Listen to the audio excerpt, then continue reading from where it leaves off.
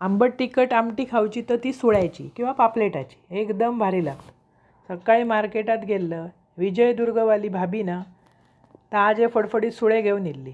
हेका रत्नागिरीत रेणवे म्हणतात आणि गोव्यात एका शेवटाळे म्हणतात. गातन करून विकतात ते. खूप महाग असता ह्यो मासो, पण ते एकदम भारी चव असतात. ताजे फडफडीत होते. घराकडे येऊन ते नीट केलं. त्याच्यानंतर वाटप काढलं आणि आंबट तिखट आमटी केलं. खोबरा घेतलं ताजा खोवलेला, हळद, लाल तिखट, चिंच, धणे, अर्धो कांदो, लसणीच्यो 2 पाकळ्यो, मीठ घालून बारीक वाटून घेतलं. आमचा कोकणी पद्धतीचा वाटप असाच असता हो. थोड्या माशात की नाही लसूण घालणं नाही आणि थोड्या माशात कांदो घालणं नाही. बाकी वाटप सेम असता माशाक. त्याच्यानंतर एक पातेला घेतलं, त्याच्यात घातलं आहे तेल, फोडणीक कांदो. कांदो व्यवस्थित भाजून झाल्यावर वाटप घातलं, वरसून मीठ घातलं आणि पाठचा पुढचा म्हणजे शेपटी टकली असे मिक्स करून ना आमटेत सोडलं. खतखतो इल्यावर 2 हिरव्यो मिरच्यो उभ्यो चिरून घाला. अप्रतिम चव लागता.